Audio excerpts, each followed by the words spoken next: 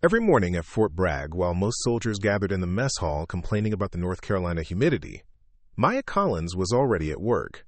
By 0545 hours, she'd have swept every inch of the shooting range, collecting brass casings with meticulous precision before anyone arrived. Her movements efficient and practiced, almost invisible to those who passed through. The ritual meant something to her. Order from chaos, respect for the space where warriors honed their deadliest skills. The other soldiers barely registered her presence. To them, she was just the range maintenance technician who swept up their spent casings, wiped down the shooting benches, and made sure the paper targets were properly stocked. Before we jump back in, tell us where you're tuning in from, and if this story touches you, make sure you're subscribed, because tomorrow, I've saved something extra special for you. Master Sergeant Jack Reynolds, the range operations supervisor, treated her like part of the facility infrastructure, just another asset to be directed and occasionally reprimanded. Collins, those shooting stations better be spotless before the advanced tactical team arrives, Reynolds would bark, never making eye contact. And don't touch any of the team weapons, those are for qualified personnel only. Maya would nod silently, taking her cleaning supplies to the far end of the range. She'd wipe down each station with the same methodical precision a surgeon might show when preparing an operating room. Her hands moved with practiced efficiency, checking each safety mechanism, each bench height adjustment. The soldiers who noticed assumed it was just thoroughness. They had no idea she was mentally cataloging every imperfection, every wear pattern that could affect accuracy at distance. During lunch breaks, while soldiers gathered in the shade trading stories about weekend adventures, Maya sat alone reviewing the range schedule, or staring at the distant tree line that reminded her of home. She'd grown up in the Montana wilderness, where her grandfather had taught her that patience in nature meant survival, and respect for firearms meant life. "Hey, clean-up girl," called out Specialist Brad Donovan, a cocky 24-year-old from Boston who'd barely qualified on standard marksmanship. "You ever actually fired one of these things? Or you just good at mopping up after real soldiers?" His buddies laughed. Maya looked up from the cleaning log she was updating, offered a slight nod, and returned to her work. Let them think what they wanted. Her grandfather had always said that true predators never advertise their presence. The truth was, Maya Collins had been handling firearms since she was 8 years old. Every hunting season for 12 years, her grandfather, a man whose Vietnam service record contained redacted sections she'd never fully understood, had taken her deep into the Montana backcountry. He taught her to read topographical maps by starlight, to distinguish the sound of a twig snapping under human weight versus animal, to control her breathing so precisely that even in sub-zero temperatures, her exhale wouldn't create a visible cloud to give away her position. But the Army didn't care about backwoods training or family traditions. They cared about paperwork, certifications, official qualifications. Maya had skills but lacked documentation, so she accepted the role they assigned her, invisible support staff who maintained the spaces where real soldiers trained. The irony wasn't lost on her. She watched them waste ammunition on shots her grandfather would have considered elementary.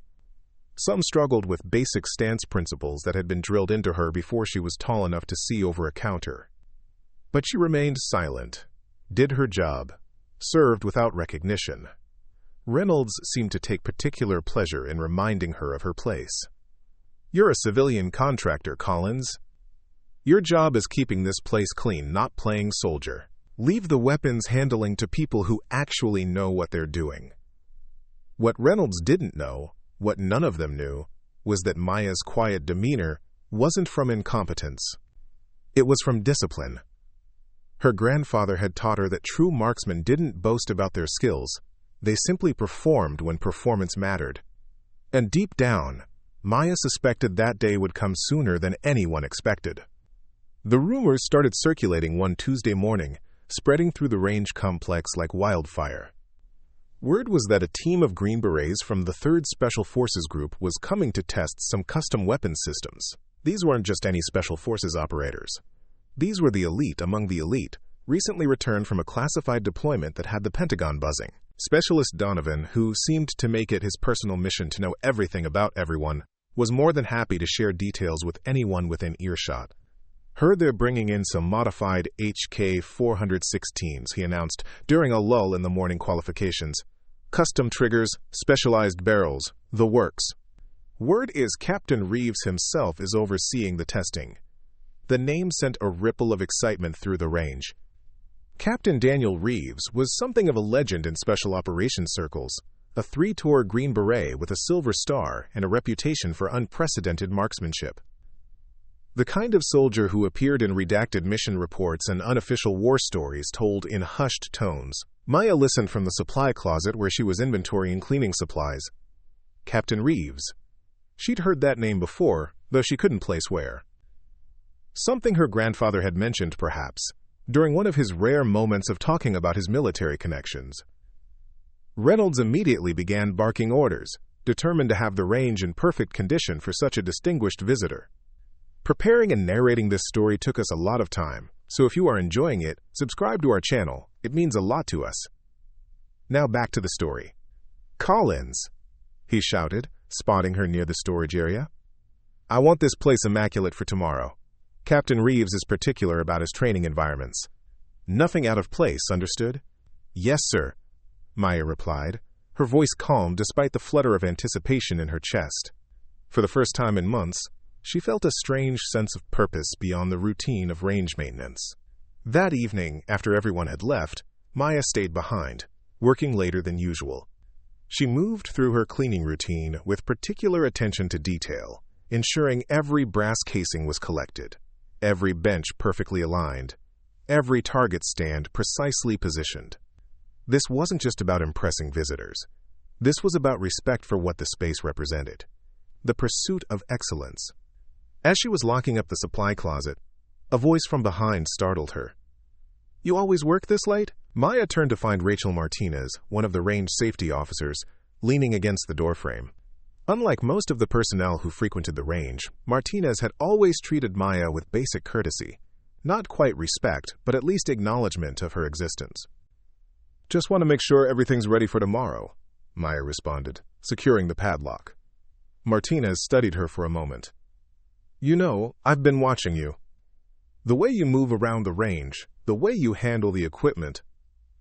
You're not just a maintenance tech, are you?" The question hung in the air between them. Maya met Martinez's gaze steadily, neither confirming nor denying. "My father was a gunsmith in Texas," Martinez continued. "I grew up around people who understood weapons. There's a difference between someone who cleans guns, because it's their job, and someone who handles them with genuine understanding." Maya's hand stilled on the keys. For just a moment, the carefully constructed facade threatened to slip. "Your grandfather taught you, didn't he?" Martinez pressed gently. "I saw the Montana plates on your truck. Big Sky Country breeds a different kind of shooter." "He taught me respect," Maya acknowledged finally, choosing her words carefully. "For the tools and what they represent." Martinez nodded, seemingly satisfied with the small confession. "Well, tomorrow should be interesting. Captain Reeves doesn't just test weapons, he pushes them to their absolute limits. Might be educational." After Martinez left, Maya sat in her truck for a long time, staring at the darkened range complex. Her grandfather's voice seemed to whisper in her ear. "Remember, little bear, when the moment comes to show what you know, don't hesitate. But choose that moment carefully. Tomorrow might be that moment. Or it might just be another day of invisible service. Either way, she would be ready." The morning of the Green Beret's arrival dawned clear and crisp, perfect conditions for testing precision weapons. Maya arrived at the range a full hour earlier than usual, double-checking everything she'd prepared the previous evening. By the time the first regular personnel began trickling in, the range already hummed with a pristine readiness that even Reynolds noticed. "Well, Collins," he said, surveying the spotless firing line. "I guess you can follow directions when properly motivated." Maya accepted the backhanded compliment with a nod, continuing her preparations by setting up additional target stands at the far end of the range. As she worked, she noticed the growing buzz of excitement among the range staff. Everyone wanted to catch a glimpse of the legendary Captain Reeves and his team. At precisely 0900, a convoy of unmarked SUVs pulled up to the range entrance. The doors opened and 6 men emerged, all in civilian clothes but unmistakably military in their bearing and watchful eyes. They moved with the fluid economy of motion that comes from thousands of hours of specialized training and real-world application. The last man out of the lead vehicle stood slightly apart from the others. Tall, with salt and pepper hair cut close to the scalp, he carried himself with quiet authority. Even without insignia or uniform, it was obvious this was Captain Daniel Reeves. He surveyed the range with sharp eyes that seemed to catalog every detail in seconds. Reynolds rushed forward to greet them, practically vibrating with nervous energy. "Captain Reeves, sir. Range is prepared to your specifications. We're honored to host you and your team today." Reeves nodded politely, but his attention had already moved beyond Reynolds to the range itself. "Thank you, Master Sergeant. We'll need the space for approximately 4 hours. No other personnel on the firing line during that time." His voice was quieter than Maya had expected, measured and precise like everything else about him.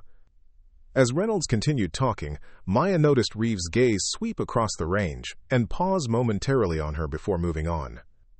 It was brief, just a fraction of a second, but something in that glance made her pulse quicken. Recognition? Assessment? She couldn't tell. "Of course, all range staff will clear the area," Reynolds assured him, "except for essential safety personnel." "And her?" Reeves nodded toward Maya, who was replacing a worn target stand at the far end of the range. Reynolds waved dismissively. "Just maintenance. She'll be out of your way immediately." For the first time, Reeves' expression changed subtly. A slight narrowing of the eyes, a tightening around the mouth. "All personnel should clear the range, Master Sergeant. No exceptions." Maya gathered her tools quickly, preparing to leave, when one of Reeves' team members approached carrying several large cases. The man, younger than the others, with a faded scar across his left cheekbone, set the cases down near the firing line and began unpacking them with methodical precision. Inside were the most beautiful weapons Maya had ever seen. Custom HK416s with modifications that spoke of both technical brilliance and extensive field testing. These weren't showcase pieces. They were working tools refined to perfection through real-world application. The team member caught her staring and, unlike Reynolds, didn't immediately dismiss her. Instead, he followed her gaze to the weapon he was assembling. "Modified gas system," he explained, surprising her. "Reduces recoil by about 30%. Makes a difference when you're running full auto in confined spaces." Before Maya could respond, Reynolds appeared beside her. "Collins! Captain Reeves wants the range cleared." "That means you, too." The team member looked between them, something unreadable flashing across his face, but said nothing more as Maya nodded and backed away. She gathered her cleaning cart and headed toward the exit, feeling a strange reluctance with each step. Something about those weapons, about the quiet competence of the men preparing to test them, called to her in a way she couldn't quite define. As she reached the door, she heard Reynolds addressing the gathered range staff, most of whom had invented reasons to linger near the entrance. "All right, people. The area is now restricted. Captain Reeves and his team require privacy for this evaluation. Anyone not specifically authorized needs to clear out now." Maya slipped through the door, catching one last glimpse of Captain Reeves assembling one of the custom rifles with the same effortless precision her grandfather had always demonstrated. There was something in his movements that sparked a memory. A faded photograph her grandfather had kept in his hunting cabin, showing a much younger version of himself standing next to several other men in jungle fatigues, their faces half-shadowed under boonie hats.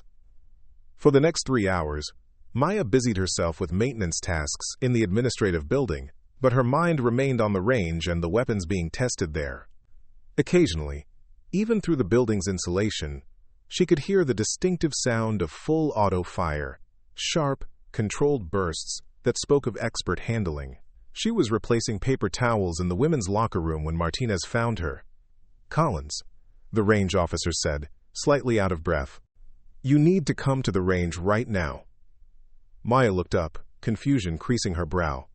"I thought the area was restricted until—" "It was, but they're having an issue with one of the weapons. Captain Reeves asked for you specifically. The statement was so unexpected that Maya was sure she'd misheard. From me? Why would he? I have no idea, Martinez cut in.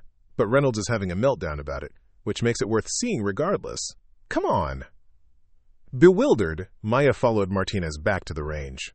As they approached, she could see Reynolds standing outside the entrance, his face flushed with a combination of confusion and annoyance. There she is, he said as they approached, his tone suggesting Maya was somehow responsible for whatever disruption had occurred. Captain Reeves wants to speak with you, though why he'd need the cleaning lady is beyond me. Maya ignored the jab, her mind racing as she stepped past Reynolds into the range. Inside, the Green Beret team was gathered around one of the firing positions, their attention focused on a disassembled HK416 laid out on the bench. Captain Reeves stood slightly apart, speaking quietly into a satellite phone.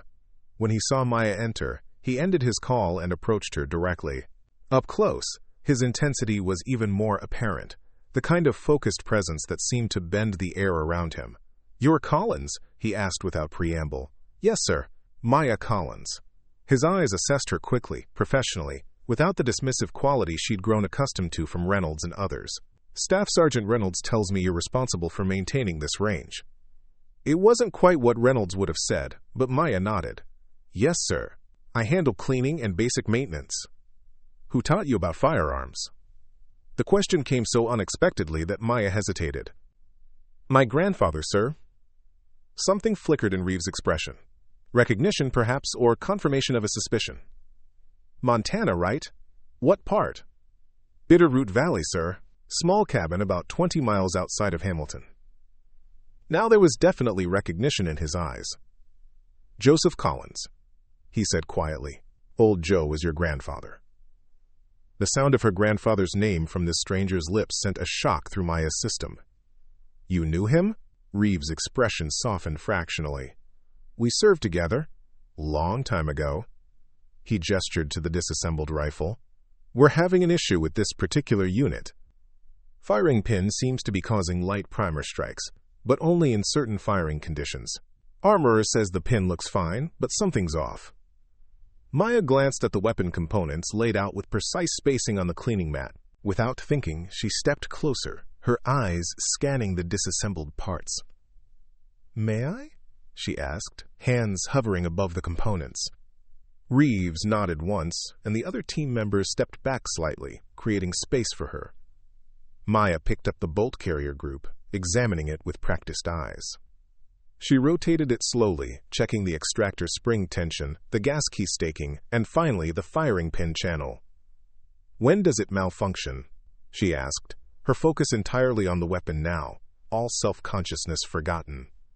"Full auto, extended firing sequences," replied the team member, with the scarred cheek. "After about 60 rounds, we start getting intermittent failures." Maya nodded, her fingers moving to the firing pin itself. She held it up to the light, examining it from multiple angles. "May I see the spare?" The team member handed her another firing pin from their parts kit.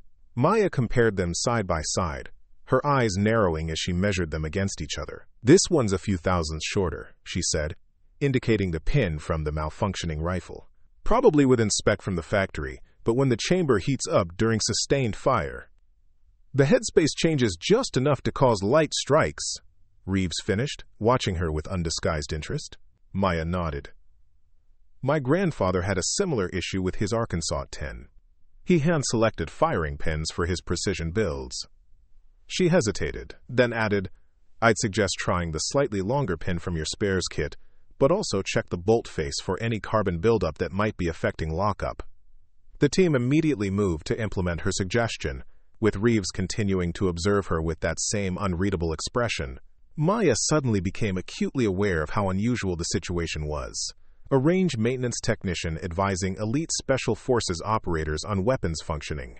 "I should get back to," she began, but Reeves cut her off. "How long have you been cleaning this range, Collins?" "Almost 11 months, sir." "And before that?" Maya hesitated. "Various jobs. Nothing worth mentioning." Reeves studied her for a long moment. "Your grandfather was one of the finest soldiers I ever knew. He saved my life in circumstances I'm still not allowed to discuss. I find it interesting that his granddaughter is sweeping brass at a range where she should be teaching marksmanship." Before Maya could respond, A commotion at the entrance drew their attention. Reynolds had entered, his expression a mixture of impatience and territorial defensiveness. "Captain Reeves, sir, is there anything else your team needs? Perhaps someone with actual weapons qualification could assist instead of—" "She stays," Reeves interrupted, his tone brooking no argument. "In fact, Collins, I'd like you to observe the next testing sequence. Your grandfather would be disappointed if I didn't share this particular weapon system with his granddaughter." Reynolds looked like he'd swallowed something unpleasant, but he knew better than to contradict a Special Forces captain, particularly one with Reeves' reputation. For the next hour, Maya watched as the team put the modified HK416s through a series of demanding drills. These weren't standard qualification exercises, but real-world scenarios that tested both the weapons and the operators under stress. The team moved with the fluid precision that comes only from thousands of hours of training together, communicating in abbreviated phrases and hand signals that outsiders wouldn't comprehend. Throughout it all, Reeves occasionally glanced in Maya's direction, as if gauging her reactions to the demonstrations. When the final drill concluded, he approached her again, this time carrying one of the custom rifles. "Your assessment?" he asked simply. Maya considered the question carefully. "The modified gas system performs exceptionally well. Recoil management is impressive, especially during sustained fire. The only issue I noticed was slightly slower cyclic rate on the third unit. Might be worth checking the buffer spring." Reeves nodded, the ghost of a smile touching his lips. "Your grandfather's eye for detail. You noticed that from just watching?" She shrugged slightly. The sound was different. Slightly lower frequency. Without warning, Reeves extended the rifle toward her. "Show me." The range went silent. Reynolds, who had been hovering nearby, stepped forward in alarm. "Sir, she's not authorized to handle weapons on this range. She doesn't have the proper certifications or—" "Master Sergeant," Reeves cut him off without taking his eyes off Maya. "I'm temporarily granting Miss Collins all necessary authorizations. Unless you'd like to explain to my commanding officer why you're interfering with a Special Forces evaluation." Reynolds subsided, though his expression promised trouble later. Maya hesitated only a moment before accepting the offered weapon. The custom HK416 felt alive in her hands, perfectly balanced despite its advanced accessories. She checked the chamber by instinct, verified the safety was engaged, and settled the stock against her shoulder in a single fluid motion. "Third firing position," Reeves directed, indicating one of the stations where steel targets were set up at various distances. "Semi-auto first, then full." Maya approached the position, aware of every eye on the range watching her. She set her stance, brought the rifle up, and acquired her first target, a small steel plate at 100 yards. Her breathing slowed automatically, falling into the rhythm her grandfather had taught her since childhood. Inhale, slight pause, slow exhale, pause, gentle squeeze. The rifle cracked, and the target rang instantly. Without rushing, she transitioned to the next target, slightly smaller and offset at 125 yards. Another shot, another immediate hit. She worked through all 5 targets with methodical precision, each shot finding its mark with a certainty that made the observing soldiers exchange glances. "Now switch to full auto," Reeves instructed from behind her. 3-round bursts. Same target sequence. Maya adjusted her grip slightly, thumbed the selector to full auto, and resumed her stance. When she fired this time, the weapon delivered precisely controlled 3-round bursts that clustered tightly on each target. The modified gas system performed exactly as designed, allowing her to maintain accuracy even during automatic fire. After cycling through all targets, she safed the weapon and turned to find Reeves watching her with an expression that had transformed from professional interest to something approaching satisfaction.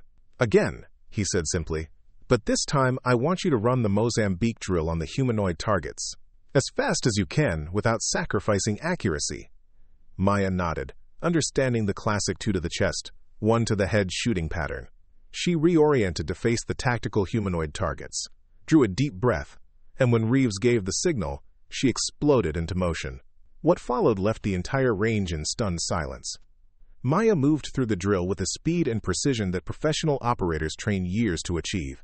Each target received precisely placed shots in rapid succession, her movements between targets fluid and economical. When she finished the course of fire, she safed the weapon again and turned to face her audience. Reynolds stood open-mouthed near the entrance. Martinez wore an expression of vindicated satisfaction. The Green Berets watched with professional appreciation, and Captain Reeves was actually smiling. "Joseph Collins taught you well," he said quietly. "That wasn't just good shooting, that was combat shooting." Maya felt a strange mix of emotions. Pride at finally demonstrating skills she'd kept hidden for so long, anxiety about the consequences, and a deep-seated sadness that her grandfather wasn't here to witness this moment. "Collins," Reynolds sputtered, finding his voice at last. "What the hell was that? You've been lying about your qualifications this entire time?" "No, Master Sergeant," she replied calmly. "I never claimed I couldn't shoot. You assumed I couldn't, and I never corrected your assumption." Before Reynolds could respond, Reeves stepped between them. "Master Sergeant, I'd like a word with you." Outside. His tone made it clear this wasn't a request. As they left, the Green Beret with the scarred cheek approached Maya, respect evident in his expression. "That was impressive work. Where did you learn to run and gun like that?" Maya carefully set the rifle down on the bench. "My grandfather believed in practical training. We didn't just shoot at paper targets from fixed positions." "Your grandfather was Joseph Collins?" another team member asked, joining them. "The ghost of Quang Tri?" The nickname sent a jolt through Maya. She'd heard it once, when she was young, whispered between her grandfather and one of his old war buddies who occasionally visited. She'd never known what it meant, and her grandfather had changed the subject when she asked. "I don't know what you're talking about," she said carefully.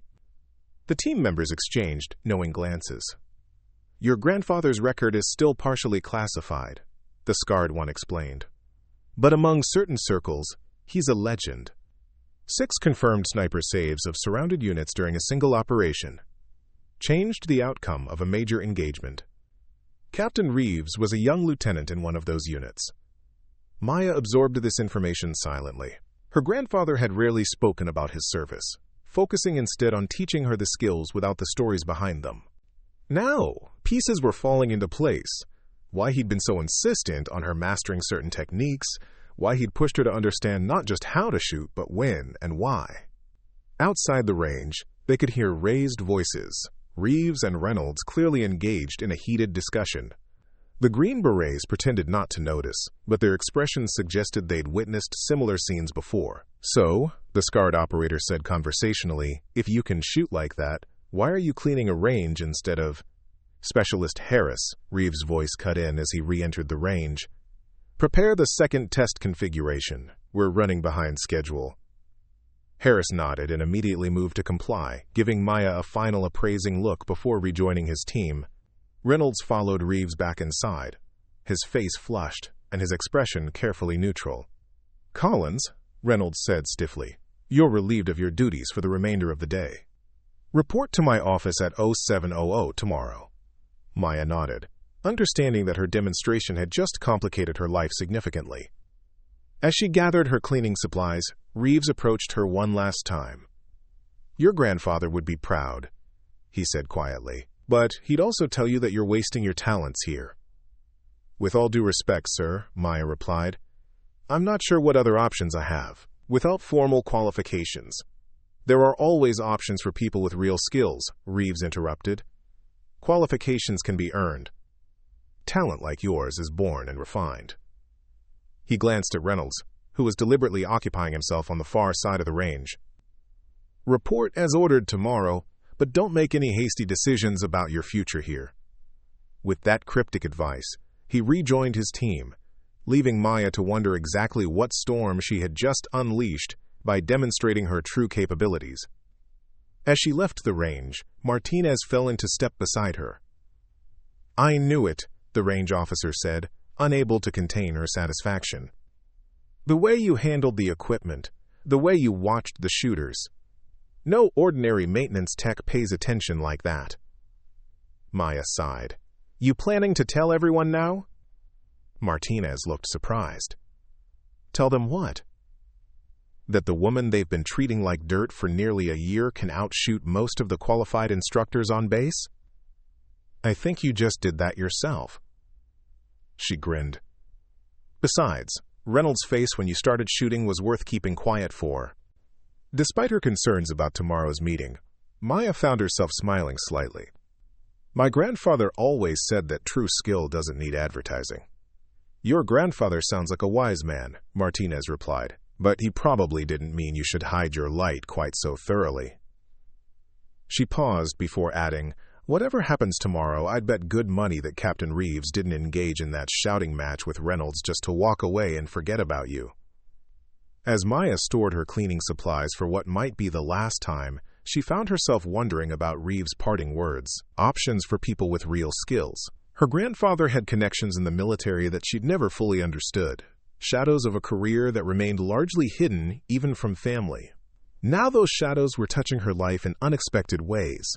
Tomorrow would bring consequences, certainly, but perhaps also opportunities she'd never considered possible. For the first time since arriving at Fort Bragg, Maya felt something stir within her that had long been dormant. Purpose. Her grandfather's voice seemed to whisper in her memory. Remember, little bear, when the moment comes to show what you know, don't hesitate. Today she hadn't hesitated. Tomorrow would reveal whether that courage had opened a door or closed one. That night, Maya sat in her small off-base apartment, cleaning her personal hunting rifle, a weathered Remington 700 that had belonged to her grandfather. The familiar ritual brought comfort amid the uncertainty. Whatever happened tomorrow, she had finally honored her training in the way her grandfather would have wanted, not with boasts or complaints, but with quiet, undeniable performance when the moment demanded it. Maya woke before her alarm the next morning, her mind already racing with possibilities and concerns about the meeting with Reynolds. The digital clock on her nightstand read 0430, plenty of time before her 0700 appointment. She moved through her small apartment with practiced efficiency, brewing coffee strong enough to stand a spoon in it, just as her grandfather had taught her. As she sipped from the steaming mug, she gazed at the framed photograph on her bookshelf, her grandfather in hunting gear, a much younger Maya beside him, both smiling with matching weathered expressions despite the 30-year age difference between them. The last hunt they'd shared before his heart gave out, during a bitter Montana winter 3 years ago. "What would you do, Grandpa?" she whispered to the empty room. The answer came immediately in his gruff voice. "Stand your ground, little bear. Truth's like a rifle shot. Once it's fired, you can't call it back." Maya arrived at Fort Bragg at 0645, giving herself time to compose her thoughts before facing Reynolds. The base hummed with early morning activity, physical training formations moving in synchronized cadence, duty drivers shuttling officers to meetings, the familiar rhythm of military precision that had become her world. As she approached the range administration building, she noticed something unusual, a black SUV with government plates parked in the visitor space. The same type of vehicle Captain Reeves and his team had arrived in yesterday. Her pulse quickened slightly, but she maintained her even pace. Whatever was coming, she would face it with the same steadiness her grandfather had instilled in her. Reynolds' office door was closed, voices murmuring inside. Maya checked her watch, 0658, and waited. At precisely 0700, she knocked firmly. "Enter," Reynolds called, his voice tight with what sounded like controlled frustration. Maya stepped inside and immediately understood why. Reynolds was not alone. Captain Reeves sat in one of the visitor chairs, his posture relaxed but his eyes alert.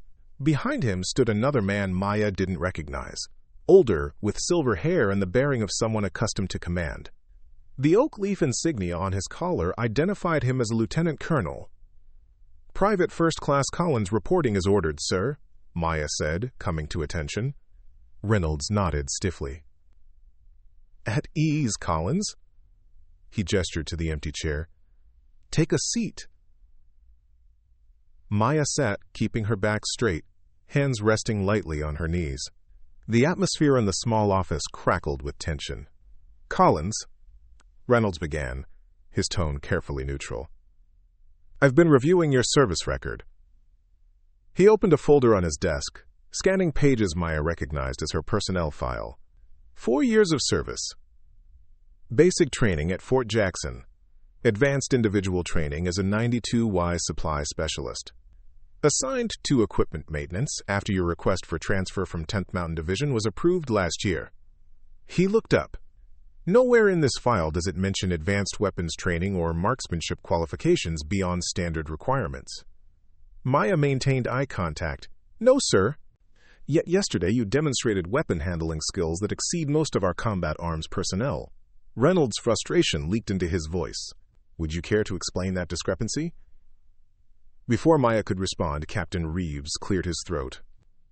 If I may, Master Sergeant, I believe I can provide some context. Reynolds looked as though he wanted to object, but nodded reluctantly. Joseph Collins, Reeves began, his eyes on Maya, was more than just a grandfather teaching his granddaughter to hunt. He was part of a specialized unit during Vietnam, operating primarily in areas the United States officially never had boots on ground. He paused. His training methods were unconventional but extremely effective. I suspect Ms. Collins received the benefit of decades of hard-earned wisdom condensed into practical instruction.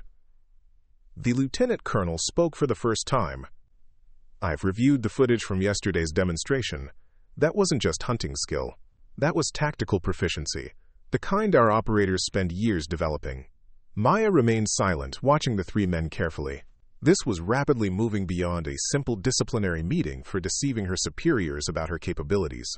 Reynolds looked distinctly uncomfortable. Sir, with all due respect, this doesn't change the fact that Collins misrepresented her abilities and has been working in a capacity far below her skill level. Did she? The lieutenant colonel asked mildly. From what I understand, she never claimed she couldn't shoot. She simply accepted the position assigned to her and performed it admirably. He turned to Maya. Is that accurate, Private? Yes, sir, Maya answered, finding her voice. I didn't falsify any documents or claim certifications I don't possess. I simply... She hesitated, choosing her words carefully. Didn't volunteer information that wasn't requested. A ghost of a smile touched the lieutenant colonel's face. Joseph's granddaughter, indeed. He extended his hand. Lieutenant Colonel Frank Westfield. Special Operations Capabilities Development. Your grandfather saved my life in Laos in '72. A debt I was never able to repay. Maya shook his hand, feeling increasingly out of depth. Sir, I'm not sure what any of this has to do with my current situation. Reynolds cleared his throat.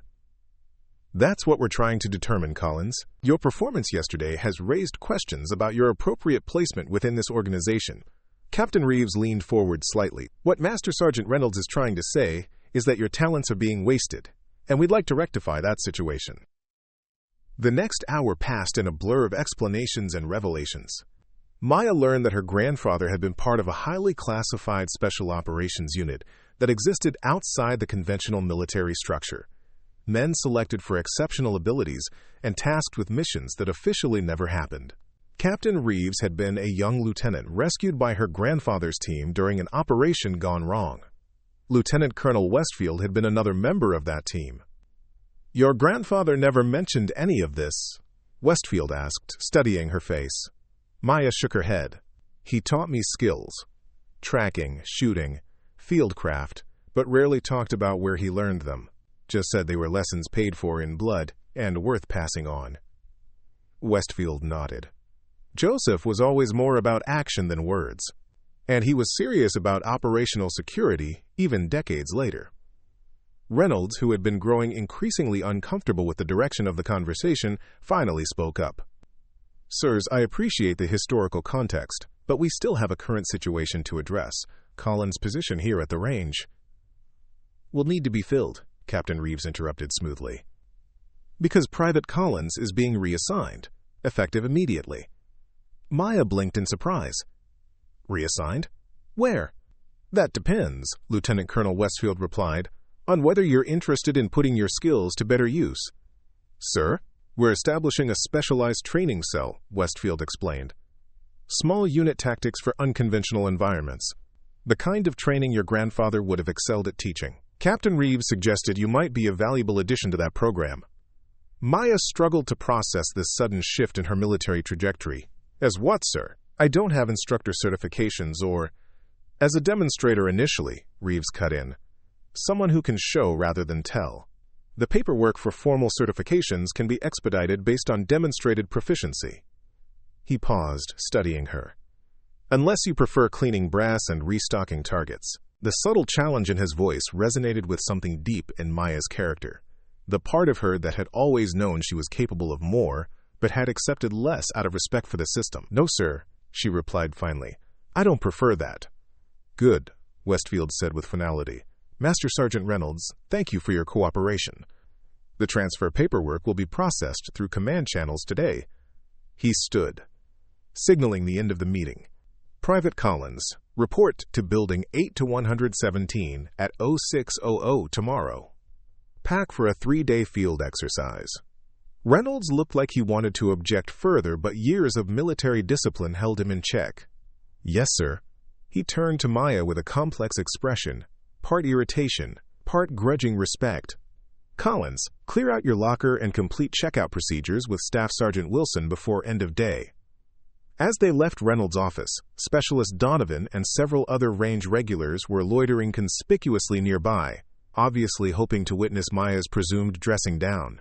Their expressions shifted to confusion when they saw her exiting with 2 senior officers. "Collins," Donovan called out, unable to contain his curiosity. "Everything okay?" For the first time since arriving at Fort Bragg, Maya allowed herself a small, genuine smile. "Everything's fine, Specialist. I've been reassigned." "Reassigned? Where to?" Captain Reeves answered before Maya could. "That information is restricted, Specialist, but you'll likely be seeing Private Collins again, just in a very different capacity." The look on Donovan's face as they walked away was worth 11 months of his dismissive comments. Outside, Lieutenant Colonel Westfield paused beside his vehicle. "Your grandfather would be proud, Maya, not just of your skills, but of your humility. It takes a special kind of strength to excel, without needing to prove yourself to everyone around you." After they departed, Maya stood in the parking lot, the morning sun warming her face as she contemplated the sudden change in her circumstances. A mixture of excitement and trepidation coursed through her. She was being offered a chance to honor her grandfather's legacy in ways she hadn't imagined possible within the structured confines of military service. Martinez found her there, a knowing smile playing across her features. "I heard the news. Special assignment with the ghosts and goblins, huh?" Maya raised an eyebrow. "Ghosts and goblins?" "Special operations types," Martinez explained with a shrug. "They appear, do impossible things, then vanish back into the shadows. Figured it was just a matter of time before they claimed you as one of their own." "I'm not special operations," Maya corrected her. "Just a private who can shoot straight." Martinez laughed. "Right, and I'm just a range safety officer who happens to notice things." She extended her hand. "Good luck, Collins. Show them what Montana girls are made of." Building 8 to 117 turned out to be an unassuming structure on the far eastern edge of Fort Bragg, the kind of place designed to attract minimal attention while housing activities the general military population wasn't meant to know about. Maya arrived at 0545 the next morning, duffel bag packed with the field equipment specified in the terse instructions she'd received. A guard at the entrance checked her ID against a roster, then directed her to a classroom on the second floor. Inside, she found 6 other soldiers already seated, all male, all with the quiet, assessing demeanor of combat veterans. They watched her enter with professional curiosity, rather than the dismissive glances she'd grown accustomed to at the range. Captain Reeves stood at the front of the room beside a soldier Maya recognized as Harris, the scarred Green Beret from the range demonstration. A digital clock on the wall ticked over to 0600, and Reeves began without preamble. "Welcome to Special Skills Training Group. You're here because each of you possesses exceptional capabilities that standard military training programs fail to fully develop or utilize." His eyes swept across the room. "Some of you have demonstrated these skills in combat, others in training environments. One of you has been hiding them while cleaning a firing range." A few curious glances shifted toward Maya, who maintained her composure. "Over the next 3 days, you'll undergo assessment in 5 core areas: marksmanship, tactical movement, situational awareness, decision-making under stress, and adaptability. This isn't a competition against each other. It's an evaluation of your individual potential for advanced training pathways." Harris stepped forward, distributing folders to each of them. "These contain your individual schedules and initial equipment assignments. First assessment begins in 30 minutes at Training Area 47 Echo. Transport leaves from the south parking lot in 15. Any questions? A staff sergeant near the front raised his hand. Sir, what exactly are we being assessed for? That depends on your performance, Sergeant, Reeves replied. For some of you, this could lead to instructor positions. For others, specialized operational roles. For all of you, it's an opportunity to apply skills that have been underutilized in your current assignments. As they filed out to board the waiting vehicles, one of the soldiers fell into step beside Maya, older than the others, with salt and pepper hair and the weathered face of someone who'd spent considerable time in harsh environments. Collins, right? The range maintenance technician who lit up the Green Beret's fancy rifle? His tone held genuine interest rather than mockery. Maya nodded. Word travels fast. In certain circles, he extended a hand. Master Sergeant Wade Ellison, 7th Special Forces Group, recently returned to instructor duties after my last deployment decided to send me home with some extra titanium in my leg. They shook hands, and Maya detected the powerful grip of someone who'd spent a lifetime handling weapons in harsh conditions. If you're Special Forces, what are you doing in this assessment group? Seems like you'd already be where most of us are trying to get. Ellison smiled slightly. Reevaluation after medical recovery. Making sure I can still meet the standards before they let me loose on trainees. He studied her with professional interest. The story going around is that you're Joseph Collins' granddaughter. The Ghost's heir, some are calling you. Maya frowned. I'm just a soldier who learned to shoot from her grandfather. Nothing more complicated than that. In this community, nothing's ever that simple, especially when certain names come up. Ellison glanced around to ensure no one was within earshot. Your grandfather wasn't just good, Collins. He was a legend. The kind operators still tell stories about decades later. If you've got half his skill and a quarter of his instincts, you'll do just fine here. Training Area 47 Echo turned out to be a sprawling tactical facility designed to simulate urban combat environments. Multi-story buildings with configurable interior spaces, subterranean tunnel systems, and various obstacles representing everything from disabled vehicles to collapsed infrastructure. As the group assembled at the staging area, Lieutenant Colonel Westfield appeared, now dressed in tactical gear rather than his office uniform. He was accompanied by several other instructors, all carrying tablet devices for recording assessment data. Welcome to your first evaluation, Westfield announced. Today's assessment focuses on close-quarters marksmanship and tactical decision-making. You'll be issued training weapons with force-on-force marking rounds. The scenario is simple: a hostage rescue operation in an urban environment with multiple hostile elements. You'll operate as a team, but you'll be evaluated individually on your performance. Harris approached with a cart containing modified weapons, standard M4 carbines converted to fire non-lethal training ammunition. Maya accepted hers, automatically checking the chamber and function as her grandfather had taught her. The familiar motion centered her, pushing aside any nervousness about the evaluation. Westfield continued. Captain Reeves will serve as team leader for this exercise. Follow his commands, but understand that part of your assessment involves individual initiative when appropriate. The scenario begins in 5 minutes. As the group prepared, donning protective gear and checking weapons, Maya noticed Ellison watching her with interest. Nervous? He asked quietly. Focused, she corrected, securing her helmet. My grandfather always said nervousness is just energy without purpose. Ellison nodded approvingly. Smart man. Stay focused on the task, not the evaluation. They're watching how you think as much as how you shoot. The exercise began with an approach to a 3-story structure representing an enemy-held building with simulated hostages on the top floor. Captain Reeves quickly organized them into 2 elements, an assault team and a support team. To Maya's surprise, he assigned her to the primary assault element despite her junior rank. Collins, you'll take point on room clearance once we reach the 2nd floor, he instructed. Ellison, cover her movement. The rest of you, maintain security and watch for counterattack opportunities. As they moved through the simulated urban terrain, Maya fell into a state of heightened awareness her grandfather had called combat clarity, a focused calm where time seemed to slow and details became sharper. She observed minute indicators that others missed. Subtle shadows suggesting movement behind windows, the faint scuff marks on the ground indicating recent activity, the almost imperceptible vibration of loose debris signaling movement on upper floors. When they breached the building's entrance, The scenario erupted into controlled chaos. Opposition forces, role players equipped with similar training weapons, engaged from multiple positions. The team responded with disciplined fire and movement, working their way methodically toward the objective. On the second floor, as they approached a crucial juncture, Maya's instincts flared. Something about the dust pattern on the floor looked wrong, disturbed in a way that suggested recent movement through a side passage the team was about to pass. "Hold," she said quietly but firmly, raising a closed fist. The team froze immediately, a testament to their training. "Potential flanking position 10 o'clock, she continued, indicating the narrow corridor with a subtle nod.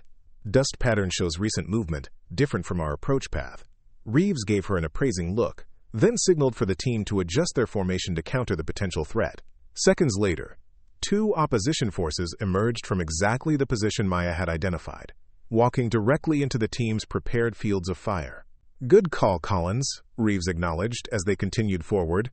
"What tipped you off?" "Disruption pattern in the dust," she explained simply. "Angled footprints moving away from our direction of travel, made within the last few minutes based on how the particles were still settling." Ellison exchanged glances with Reeves, clearly impressed by the level of environmental awareness Maya displayed. When they reached the final objective, a room containing simulated hostages, Maya demonstrated the same precision shooting she'd shown at the range, but now integrated seamlessly with tactical movement and team coordination. Each shot was deliberate, each movement purposeful, her awareness extending not just to her targets but to her teammates' positions and the overall flow of the operation. After successfully completing the scenario, the team regrouped at the staging area for debriefing. Westfield and his evaluation team reviewed the exercise, highlighting both strengths and areas for improvement. While most participants received mixed feedback, Maya's performance drew particular attention. "Collins," Westfield noted, reviewing the assessment data, "your situational awareness exceeded expectations for someone with your formal training background. The dust pattern identification likely prevented a successful ambush of your team. Where did you learn to read terrain indicators like that?" Maya hesitated, conscious of the attention focused on her. "My grandfather taught me to track game through the Montana backcountry, sir. He said the wilderness always tells a story if you know how to read the signs. I guess the principles apply in tactical environments too." Westfield nodded thoughtfully. "Indeed they do. That kind of instinctive terrain reading is something we typically see only in operators with multiple combat deployments." He made a notation on his tablet. "Continue to trust those instincts. They're clearly well developed." The remainder of the day passed in a progression of increasingly complex scenarios, each designed to test different aspects of tactical proficiency. Throughout each exercise, Maya found herself drawing on lessons her grandfather had taught her. Not just shooting techniques, but the underlying principles of awareness, decision-making, and adaptability that had been woven into every hunting trip and wilderness excursion.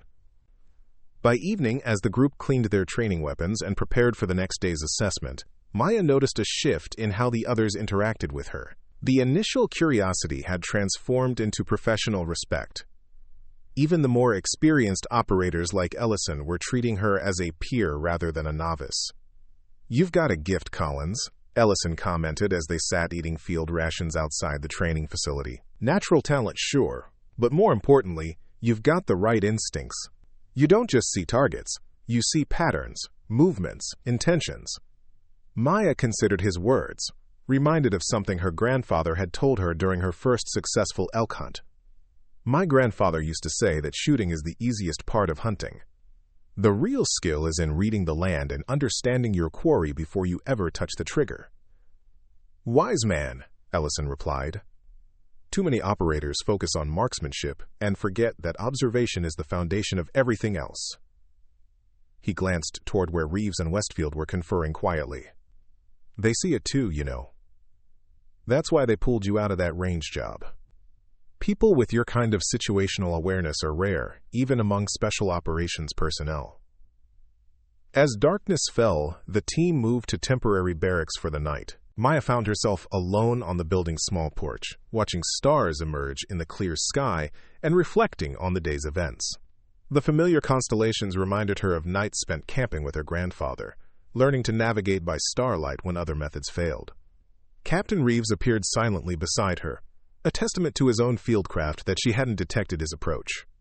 "Your grandfather used to do the same thing," he commented, following her gaze upward. "Always check the stars before an operation, no matter where we were." "Force of habit," Maya replied. He believed in knowing multiple escape routes, including celestial navigation when technology failed. Reeves nodded. "He saved my team that way once. GPS failure deep in territory we shouldn't have been in. He navigated us out using nothing but stars and terrain features." He paused, studying her profile. "You move like him, you know. Same economy of motion. Same quiet awareness." Maya turned to face him. "Captain, why am I really here? There must be hundreds of soldiers with better qualifications and experience. Qualification is paperwork. Experience comes in many forms." Reeves leaned against the railing. "I've worked with operators who had a decade of deployments but couldn't read a tactical situation half as well as you did today. Some skills can't be taught in conventional training pipelines. They're either there or they're not. And you think I have these skills because of who my grandfather was? I think you have these skills because of what your grandfather taught you and what you chose to absorb." Reeves straightened. "Get some rest, Collins. Tomorrow's assessment involves extended field operations. You'll need your stamina." As he walked away, Maya returned her gaze to the stars, wondering what her grandfather would make of this unexpected turn in her military career. He'd always encouraged her to develop her skills, but had never pushed her toward following his shadowy path through special operations. "Find your own way, little bear," he'd told her during their last hunt together. "Just make sure it's one worth walking." For the first time since his passing, Maya felt certain she was finding that path, one that honored his legacy while opening new possibilities she'd never considered accessible. Whether it led to an instructor role or something more operational remained to be seen, but the direction finally felt right. Inside the barracks, as other team members prepared for sleep, Maya noticed a small notebook that had been placed on her assigned bunk. Opening it, she found a handwritten note on the first page. "Your grandfather carried a notebook like this on every operation. Said writing clarified thinking and preserved lessons that might otherwise be lost. Thought you might continue the tradition." Westfield Maya ran her fingers over the blank pages, then retrieved a pen from her gear. On the first page, she wrote a single line. Day 1, learning to be seen. Tomorrow would bring new challenges, new assessments of her capabilities. But for tonight, she had already passed the most important test, proving to herself that she belonged here, among people who understood and valued the skills her grandfather had so carefully cultivated in her. As she prepared for sleep, Maya felt a certainty she hadn't experienced since before her grandfather's death. The path ahead might be demanding, even dangerous, but it was hers to walk, not just as Joseph Collins' granddaughter, but as a warrior finding her own way forward. Dawn broke over the training facility with streaks of amber and gold painting the sky. Maya stood at the edge of the tactical course, watching the colors shift as the evaluation team prepared for the day's assessment. She'd slept little, her mind processing everything that had happened in the last 48 hours. The dramatic shift from invisible range maintenance technician to being assessed alongside elite operators. "Beautiful morning for jungle warfare simulation," Ellison commented, appearing beside her with 2 steaming cups of coffee. He handed one to Maya. "My leg tells me rain by afternoon, though." Maya accepted the coffee gratefully. "Your leg makes weather predictions. Titanium doesn't lie." He tapped his right thigh. "Better forecaster than the meteorologists. Started aching around midnight. Means precipitation within 12 hours. Guaranteed." They stood in companionable silence, watching the evaluation team setting up the day's challenges. Unlike yesterday's urban combat scenarios, today would focus on woodland and jungle environments, the kind of terrain where traditional technology often failed and ancient skills became paramount. "Your grandfather operated in environments like this, didn't he?" Ellison asked, his voice lower. "Vietnam, Laos, places we weren't supposed to be." Maya nodded slightly. "He never talked much about it, but he taught me to move through forests as if I belonged there. Said the jungle was neither friend nor enemy, just a neutral witness to human folly." Ellison chuckled. "Sounds like something the Ghost would say. Man had a philosopher's soul trapped in a warrior's body. Before Maya could respond, Captain Reeves emerged from the command center, followed by Lieutenant Colonel Westfield and several other instructors.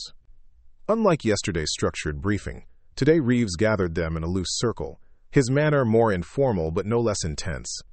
Today's assessment differs fundamentally from yesterday's, he began, scanning their faces. Urban environments are chaotic but predictable. Man-made structures with defined paths and human logic. Nature follows different rules, more ancient patterns that technology can't always overcome. He gestured toward the dense tree line that marked the beginning of the training area. You'll be divided into pairs. Each team will navigate to a series of objective points using only land navigation skills. No GPS, no radio contact, except for emergency protocols. You'll face opposition forces, environmental challenges, and decision points requiring both tactical judgment and fieldcraft. Westfield stepped forward, holding a digital tablet. Teams are as follows: Ellison and Ramirez, Davis and Wilson, Thompson and Peterson, Collins and myself. Maya's surprise must have shown on her face, because Westfield addressed her directly. I spent considerable time in the field with your grandfather, Collins. Consider this an opportunity for me to assess firsthand how well he passed on his wilderness skills. After equipment issue, including older generation weapons without electronic sights or advanced features, the teams spread out along the forest perimeter at 5-minute intervals. Maya and Westfield were assigned the final departure position, giving them time to prepare their navigation plan. 5 objective points, Westfield explained, spreading a topographical map on the hood of a utility vehicle. Approximately 25 kilometers total distance through varied terrain. Opposition forces will be concentrated here and here.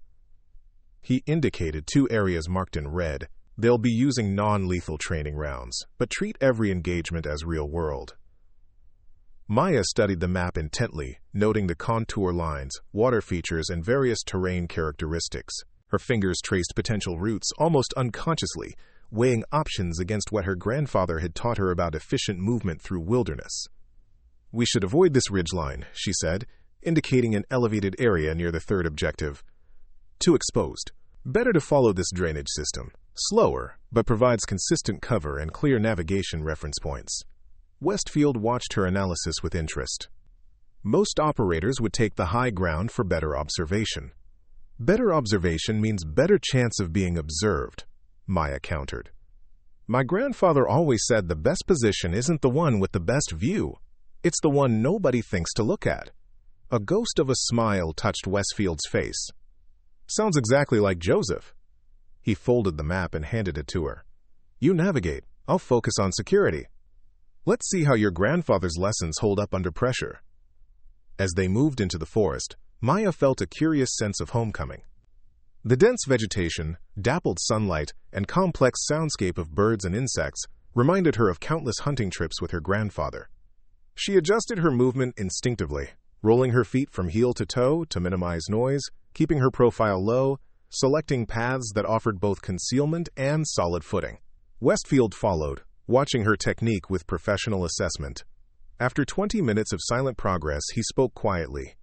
You move differently than most soldiers. More. Connected to the terrain. My grandfather called it, quote, treading lightly but purposefully, Maya replied, pausing to check their direction against natural indicators. Military training teaches aggressive movement, dominance over terrain. He taught me to partner with it instead. Their first encounter with opposition forces came near a small stream crossing. Maya spotted the telltale signs of human presence. A subtle disruption in the natural pattern of vegetation, the absence of birdsong in one specific area, a single boot print partially visible in mud, then hastily covered with leaves. Instead of alerting Westfield verbally, she used hand signals her grandfather had taught her, modified versions of military standards but with subtle differences that conveyed more specific information about the nature and position of the threat. To her surprise, Westfield recognized them immediately, responding with the same specialized signals. They communicated a flanking plan without a word spoken, then executed it with synchronized precision that spoke of shared tactical language transcending their brief acquaintance.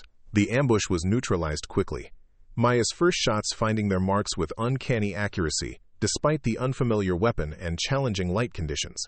Westfield's movements complemented hers perfectly, creating overlapping fields of fire that left the opposition team no viable counter. "Those signals," Maya said afterward, as they continued toward their first objective. "I thought they were something my grandfather invented." "In a way he did," Westfield replied. "Your grandfather helped develop a specialized communication system for deep reconnaissance operations. Never officially adopted by conventional forces, but used extensively by certain units operating in denied areas. And you recognize them immediately. I was part of those units, Maya. So was Captain Reeves, though he was much younger then. The hand signals, the movement techniques, the way of reading terrain, they became part of our operational DNA." They reached the first objective, a small clearing containing a locked ammunition case, 15 minutes ahead of the expected timeline. Inside the case was a single envelope containing their next navigational challenge. Coordinates delivered as an encrypted text that required decoding before they could determine their next heading. Maya studied the cipher, recognizing elements of a code system her grandfather had taught her during long Montana winters when they were snowed in at his cabin. "This looks familiar," she murmured, quickly working through the decryption in her head. "It should," Westfield observed. "It's a variant of the Marble Canyon cipher, something your grandfather developed for field use when radio silence was mandatory." Within minutes, Maya had decoded the coordinates. "Next objective is northeast, approximately 4 kilometers. Looks like we'll be passing through a swampy area based on the map contours." As they continued their journey, the terrain grew increasingly challenging, dense undergrowth giving way to waterlogged ground that required careful navigation to avoid both detection and physical hazards. Yet Maya moved with the same quiet confidence, reading the landscape like a familiar book.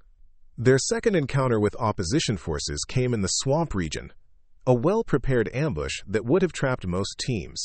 Maya sensed it before any visible evidence appeared. A subtle change in air movement, a pattern of disturbed water surfaces that didn't match natural current flow. She froze mid-step, signaling Westfield with the specialized hand code for, quote, "complex ambush, multiple positions." Instead of retreating or attempting to fight through, she indicated an unexpected option, moving deeper into the seemingly impassable swamp terrain where no rational opponent would expect them to go. Westfield raised an eyebrow but followed her lead. They slipped into chest-deep water, using cypress knees and submerged logs for concealed movement while maintaining their weapons above the waterline. The maneuver allowed them to completely bypass the ambush position and approach their second objective from an unexpected direction. That was... Westfield paused, searching for the right word as they recovered the second objective package. "Unorthodox." "My grandfather's favorite saying," Maya replied with a small smile. "When the obvious path is watched, find the path no one believes possible." Westfield studied her thoughtfully. "You understand why you're really here, don't you, Collins? To be evaluated for some specialized training program. That's the official purpose." Westfield checked his watch, noting they were still well ahead of schedule. "The real reason goes deeper. Your grandfather was part of something special, a cadre of operators who thought differently, who could adapt to impossible situations because they weren't constrained by conventional thinking." He gestured around them. "Most special operations candidates we evaluate are products of the system, excellent soldiers who've mastered established doctrine and techniques. But the truly exceptional operators, the ones who change the course of impossible missions, aren't made by the system. They bring something unique that the system recognizes but didn't create. And you think I have that something? I know you do. I've seen it in how you move, how you read terrain, how you process tactical problems. The question isn't whether you have the raw material. It's whether you want to develop it toward the same purpose your grandfather served." Before Maya could respond, distant gunfire erupted from the direction of another team's likely position. The sharp reports echoed across the swampland, followed by the distinctive sound of automatic weapons fire in response. "That's not part of the exercise," Westfield said, instantly alert. "Those are live rounds, not training ammunition." He keyed his emergency radio, breaking the exercise protocols. "Oversight. This is evaluation lead. We have unauthorized weapons discharge in Sector 7. Sound signature indicates live ammunition, not exercise rounds." Please advise. The radio crackled with static before a voice responded. Not the expected command element, but Captain Reeves himself.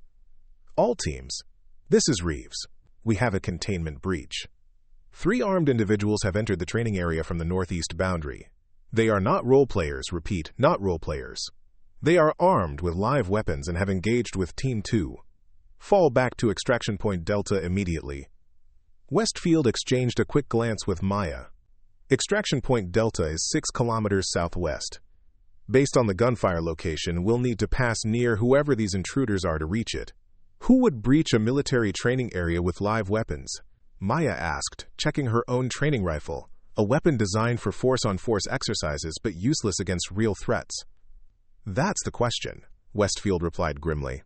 This facility is used for various classified programs. Could be anything from drug runners who took a wrong turn to something more deliberate.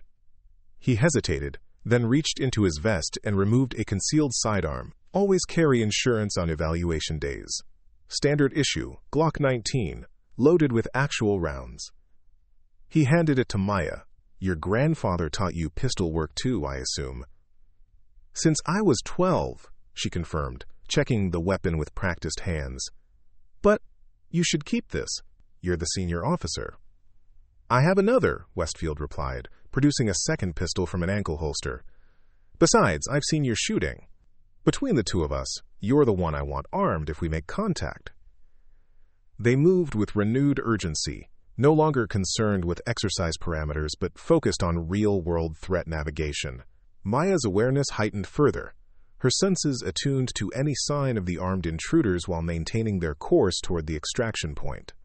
20 minutes into their modified route, Maya detected movement ahead, too deliberate to be wildlife, too cautious to be another evaluation team rushing toward extraction. She signaled Westfield, and they took concealed positions behind fallen trees, observing the approaching threat. 2 men in nondescript outdoor clothing moved through the forest approximately 80 meters ahead, carrying what appeared to be military-grade rifles. Their movement patterns suggested professional training, not random trespassers but individuals with tactical experience. Private security contractors, Westfield whispered, observing through compact binoculars. But not from any firm I recognize. They're sweeping the area systematically, looking for something specific. Or someone, Maya added, noting the deliberate way the men checked identifying features on their surroundings. They're navigating to predetermined points, not just searching randomly. Westfield nodded in agreement. We need to reach the extraction point without engaging if possible. Alternative route? Maya scanned their surroundings, calculating options against terrain features and the intruder's likely movement pattern. There's a seasonal creek bed about 60 meters east, provides concealment, and runs roughly parallel to our needed heading. We can use it to bypass their current position. They retreated carefully, maintaining silence as they worked their way toward the creek bed Maya had identified. The alternative route would add time to their journey, but offered the best chance of avoiding detection by the armed intruders. As they navigated the dry creek bed, maintaining careful footing on the uneven surface, Westfield maintained periodic radio contact with command, learning that the other teams were converging on the extraction point from different directions. Team 2 has 1 minor injury. Ricocheted round grazed Ramirez's arm, he reported quietly. They've broken contact and are moving to extraction. Base security has been alerted and is deploying, but they're 20 minutes out minimum. Any identification on the intruders? Maya asked. Negative, but Captain Reeves has a theory. 3 days ago, his team intercepted a weapons shipment bound for a domestic extremist group. High-value prototype weapons, including modified versions of the HK416s they were testing yesterday. So this could be a retaliation operation? Or an attempt to recover similar weapons? Possibly. This training area occasionally houses sensitive equipment during evaluation phases. If they had intelligence suggesting more prototype weapons were being tested here, their conversation halted abruptly as voices became audible ahead, more of the armed intruders positioned directly in their path. Maya and Westfield froze, using natural cover to conceal their presence while assessing the new threat. 3 men had established a position where the creek bed intersected with a small hiking trail. They appeared to be setting up a hasty ambush oriented toward the extraction point, directly in the path that all evaluation teams would need to travel. They're not looking for weapons. Maya whispered. "They're setting up to intercept personnel evacuating from the training area." Westfield's expression darkened, which means they knew about the exercise schedule and planned accordingly. "We're not dealing with opportunists. This is a coordinated operation with specific intelligence." "We need to warn the other teams," Maya said. "They're heading into an ambush." Westfield weighed their options. Radio transmission might give away our position. We could try to bypass and reach the extraction point first, but that leaves the ambush in place for the others. Maya studied the ambush position, analyzing angles, cover, and fields of fire. "There's a third option. We neutralize the ambush before the other teams arrive." 2 pistols against 3 rifles at distance, Westfield noted, though his tone suggested consideration rather than dismissal. "Surprise and position trump firepower," Maya replied, reciting another of her grandfather's maxims. "They're focused outward, expecting targets from the opposite direction. We can approach from behind using the creek bed's natural concealment." Westfield examined the tactical situation, then nodded. "Joseph would be proud of that assessment. What's your proposed execution?" Maya outlined a simple but effective plan, using the terrain to approach within effective pistol range, creating a diversion to split the ambushers' attention, then engaging from multiple angles to maximize confusion and minimize their ability to bring their superior weapons to bear. They moved with painstaking care, using every available feature of the creek bed for concealment as they closed the distance to the ambush position. When they reached the optimal distance, approximately 20 meters, Westfield removed a small device from his kit, a miniature flashbang designed for close-quarters combat training. "Not standard evaluation equipment," he explained with a slight smile. "Another insurance policy." On Maya's signal, Westfield activated the device and tossed it precisely between 2 of the ambushers. The resulting flash and concussive blast momentarily disoriented the men, creating the critical window for Maya and Westfield to move to their final firing positions. What followed demonstrated why Maya's grandfather had invested so much time in teaching her not just marksmanship, but tactical movement and positional awareness.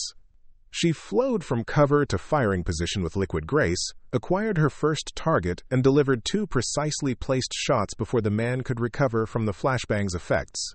Westfield engaged the second target with similar efficiency, while Maya transitioned to the third ambusher who had managed to partially recover and was bringing his rifle to bear.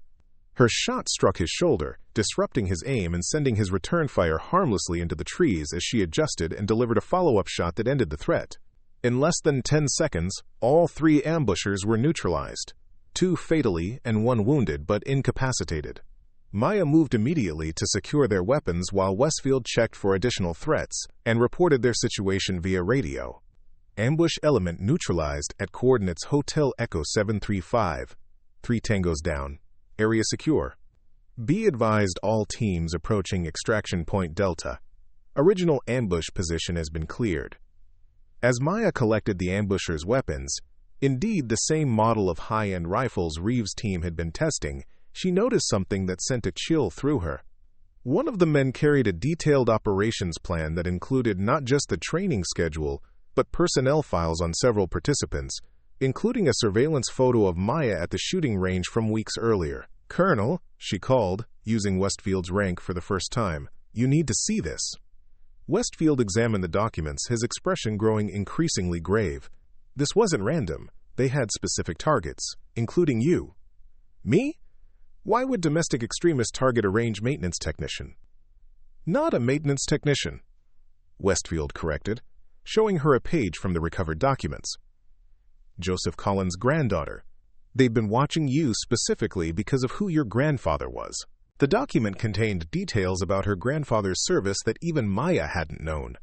Operations in Southeast Asia that officially never happened, counterterrorism work after Vietnam, and connections to classified programs that remained active today. "Your grandfather made powerful enemies during his career, Maya. People with long memories and generational grudges. When you demonstrated your shooting abilities on the range yesterday, it confirmed what they suspected, that he had passed his skills to you. Security forces arrived 15 minutes later, securing the area and beginning a thorough investigation of the incursion."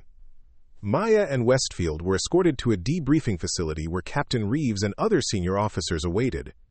The debriefing was intense, but focused less on the tactical details of the engagement and more on the implications of the recovered intelligence. Maya listened with growing disbelief as Reeves explained the broader context. "The group that staged this incursion has been on our radar for years," he said, spreading photographs across the table. "Former military and intelligence personnel who became radicalized and now operate as a kind of shadow organization targeting what they perceive as government overreach." "And they targeted this exercise specifically because?" Maya asked. "Multiple objectives," Westfield interjected. "The weapons technology was likely one goal, but based on the intelligence they gathered, they also had personal targets, individuals connected to operations that thwarted their previous activities. Including my grandfather," Maya said quietly. "And by extension, me," Reeves nodded solemnly. "Your grandfather disrupted a major operation by this group in the late 90s, prevented a significant domestic terror attack. The principals were arrested, but some of their associates remained at large. They've been rebuilding their network ever since. So when I demonstrated shooting skills similar to my grandfather's, you became a person of interest," Westfield confirmed. "The documentation we recovered suggests they've been monitoring potential descendants of several operators from your grandfather's unit. When you displayed exceptional marksmanship on the range, it triggered their surveillance protocol." Maya absorbed this information silently, connecting dots that had previously seemed unrelated. Her grandfather's insistence on security awareness even in civilian settings. His careful teaching of not just shooting skills, but counter-surveillance techniques. The way he'd structured her training to include evasion and escape scenarios that had seemed like elaborate games at the time. "He was preparing me," she realized aloud. "Not just teaching me shooting. He was preparing me to recognize and survive exactly this kind of threat." Reeves exchanged a knowing glance with Westfield. Joseph Collins was many things, but never careless with those he loved. He understood the risks his service created for his family. Everything he taught you had purpose beyond the obvious skills. The debriefing continued for hours, with intelligence officers collecting detailed statements and analyzing the recovered materials. When it finally concluded, Maya found herself alone with Captain Reeves in a small courtyard outside the facility. "What happens now?" she asked, watching the sun setting behind distant trees. "That depends largely on you," Reeves replied. "The immediate threat has been neutralized, but the organization behind it remains active. Your connection to your grandfather places you in a unique position, both at risk and uniquely qualified to help address similar threats." "You're offering me a job," Maya said, recognizing the careful language of recruitment. "I'm offering you a purpose worthy of your abilities," Reeves corrected. "The evaluation exercise was genuine. We were assessing your potential for specialized training. Today's events simply confirmed what we already suspected. You have exceptional tactical intuition that can't be taught through conventional programs." He handed her a sealed envelope. Inside is an offer for transfer to a specialized training unit, officially designated as advanced marksmanship instruction, but with broader applications.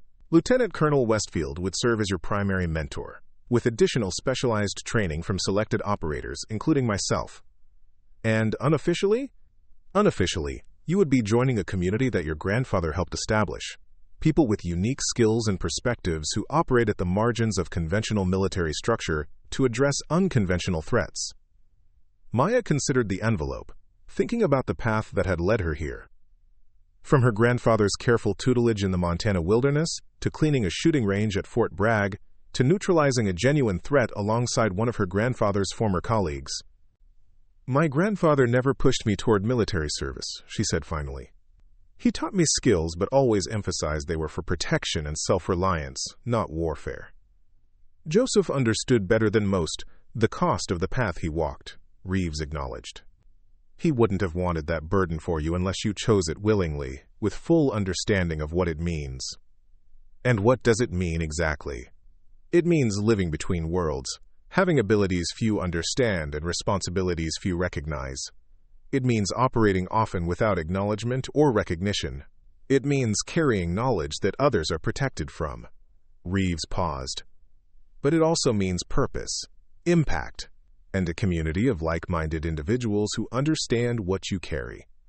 Maya opened the envelope, scanning the official transfer orders and training schedule. The documents outlined a 2-year specialized development track that would take her through advanced courses in tactics, intelligence analysis, and operational planning, far beyond the scope of standard military training. "The choice is yours, Collins," Reeves said, rising to leave. "Take 24 hours to consider it. Whatever you decide, your actions today have earned you the respect of everyone involved in this operation." As Reeves walked away, Maya remained in the courtyard, watching darkness settle over the training facility. Her grandfather's voice seemed to whisper on the evening breeze. "The path chooses the walker sometimes, little bear. The question isn't whether you're worthy of the path, but whether the path is worthy of you."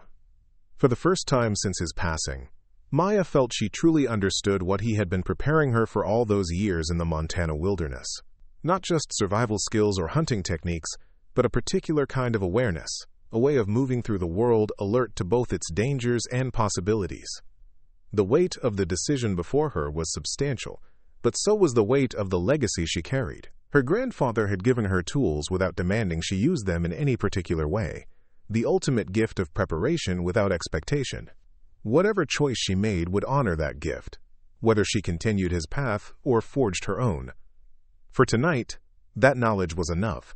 The 24 hours Captain Reeves had given Maya to consider her future stretched into 72 as the investigation into the training area incursion expanded.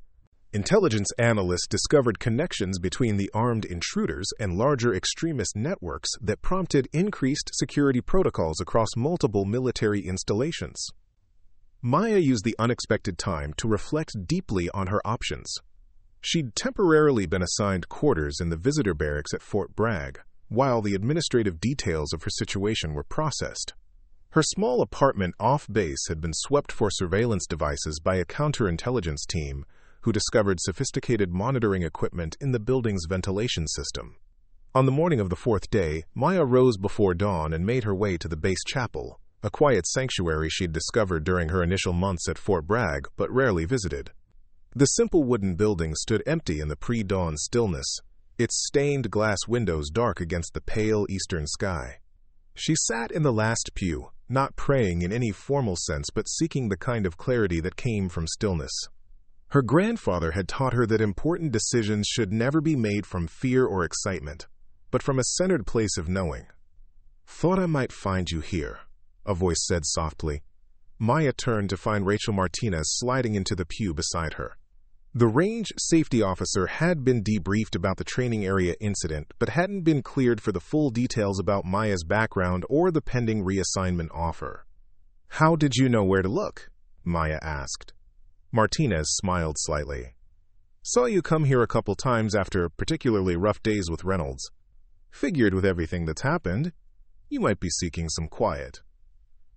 They sat in companionable silence for several minutes, watching the first rays of sunrise begin to illuminate the stained glass. "They're offering you something big, aren't they?" Martinez finally asked. "Way above my clearance level, but I can read between the lines. Special assignment, specialized training pathway." Maya nodded, appreciating her friend's directness. "Something like that. And you're not sure if you should take it."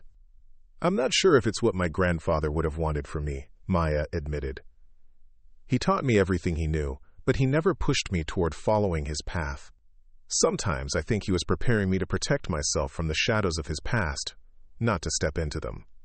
Martinez considered this thoughtfully. "Parents or grandparents give us tools, not destinations. They equip us for journeys they can't predict or control." She glanced at Maya. "Your grandfather gave you extraordinary skills. The question isn't what he intended you to do with them, but what you believe they're for." Before Maya could respond, the chapel door opened again, revealing Lieutenant Colonel Westfield. He nodded respectfully to Martinez. "Officer Martinez, could I have a moment with Private Collins?" Martinez squeezed Maya's shoulder as she stood. "Whatever you decide, you've already proven yourself. That's something no assignment can give or take away." After Martinez departed, Westfield took her place in the pew. Unlike their previous interactions, he wore a standard service uniform rather than tactical gear. the oak leaf insignia on his collar catching the strengthening sunlight. "I didn't mean to interrupt your reflection," he began. "But there are developments you should be aware of before making your decision." "Sir?" Westfield handed her a thin file folder. The intelligence team completed their analysis of the materials recovered from the intruders. "There's a broader picture emerging that directly concerns you." Maya opened the folder to find surveillance photos, not just of herself at the Fort Bragg range, but older images dating back several years. Her at her grandfather's funeral in Montana, moving into her first apartment after enlisting, training at Fort Jackson during basic. Her entire military career had been monitored by unknown observers. "We've identified at least 3 separate security breaches that allowed this group to track your movements," Westfield explained. "Personnel files, deployment orders, even your initial assignment to Fort Bragg, all were compromised through strategically placed sources. They've been watching me since before I even fired that weapon on the range," Maya realized, a chill settling in her stomach. "Longer than that. We believe they've been monitoring potential descendants of your grandfather's unit for years, waiting for indications that specialized training had been passed to the next generation." Maya flipped through additional documents, finding patterns that stretch back decades. "This isn't just about my grandfather, is it? This is about something bigger." Westfield nodded gravely. "Your grandfather was part of a specialized program during the later stages of Vietnam and the post-war period, a program that neutralized domestic threats with foreign connections. The operations saved countless lives but created powerful enemies with generational memories and resources." He gestured to the file. "What we're seeing now appears to be the culmination of a long-term strategy, identifying and targeting the descendants of operators who disrupted their networks decades ago, not just as revenge, but as a preemptive measure against what they perceive as potential threats to their resurgence. So even if I decline your offer and return to range maintenance, the target remains on your back," Westfield confirmed. "These people operate on timeline measured in decades, not days. They've invested years in monitoring you. That won't simply stop because you choose a conventional path." Maya closed the file, digesting this sobering reality. "So my choices are limited by threats I never created." "Your choices are informed by realities you didn't choose," Westfield corrected gently. "But they remain your choices nonetheless. We can provide security measures regardless of your decision about the specialized training program." He stood, straightening his uniform jacket. "Captain Reeves asked me to extend an invitation. If you're willing, he'd like to show you something that might provide additional context for your decision. A place few people have access to, but one I believe you've earned the right to see." Intrigued despite her reservations, Maya agreed. 30 minutes later, she found herself in an unmarked vehicle with tinted windows, traveling away from the main post area of Fort Bragg toward a remote section of the massive military reservation. Captain Reeves drove in silence, the early morning sunlight filtering through pine forests that lined the narrow access road. "Where exactly are we going, sir?" Maya finally asked as they passed through a security checkpoint staffed by guards who examined credentials without speaking. "Officially, we're visiting Training Area 78 Delta," Reeves replied. "Unofficially, we're going to a place your grandfather helped establish, a facility that doesn't appear on any public maps of the installation." After passing through 2 additional security layers, they arrived at what appeared to be an ordinary maintenance compound, low buildings surrounded by chain-link fencing with modest signage identifying it as a grounds maintenance facility. "Appearances can be deceiving," Reeves commented as they parked. "Something your grandfather understood better than most." Inside the main building, past another security checkpoint requiring biometric verification, the facade of mundane military infrastructure fell away. The unremarkable exterior concealed a state-of-the-art facility with advanced training areas, specialized equipment rooms, and technology that exceeded anything Maya had seen in conventional military settings. "Welcome to Stillwater," Reeves said, leading her down a corridor lined with framed photographs. Operators from different eras, standing in various global locations, their faces showing the weathered experience of unconventional warfare. Established in 1972 as a training and operational planning facility for specialized units working outside conventional command structures. Maya scanned the photographs, searching for her grandfather's face among the serious expressions captured across decades of operations. She found him in a group photo dated 1975, younger than she'd ever seen him, standing with 5 other men in jungle fatigues, their faces bearing the 1,000-yard stare of those who had seen combat's darkest realities. "The ghost of Quang Tri," Reeves said, noting where her attention had fixed. That's what they called him. His ability to appear where enemies least expected, to move through terrain others considered impassable. "He never mentioned any of this," Maya said quietly. "All those years teaching me. He never once talked about Stillwater or special operations." "Security protocols, partly," Reeves acknowledged. "But knowing your grandfather, I suspect he wanted you to find your own path, to learn the skills without the burden of legacy or expectation." They continued deeper into the facility, passing training rooms where operators practiced specialized techniques with an intensity that made standard military training seem casual by comparison. Through observation windows, Maya glimpsed scenarios involving complex decision-making under extreme stress, communication systems she didn't recognize, and weapons handling that transcended conventional doctrine. "This isn't just about marksmanship or tactics," Maya observed. "This is about creating a different kind of operator entirely." "Precisely," Reeves confirmed. "Conventional military training produces excellent soldiers who function effectively within established parameters. What happens here is different. Developing individuals who can operate when parameters collapse, when playbooks fail, when the only resource available is adaptable human intelligence." They arrived at a secure briefing room where Lieutenant Colonel Westfield waited with another officer Maya didn't recognize, an older woman with silver hair and the quiet confidence of someone accustomed to command at the highest levels. "Private Collins," Westfield greeted her formally. "Allow me to introduce Colonel Eleanor Blackwood, current director of the Stillwater program." Colonel Blackwood extended her hand with a firm grip that belied her age. "Joseph Collins' granddaughter, I've been looking forward to meeting you." Her voice carried the precision of decades in military service but held unexpected warmth. "Your grandfather and I served together during operations that remain classified even today. He saved my life twice, once in Laos and once in circumstances I'm still not permitted to discuss."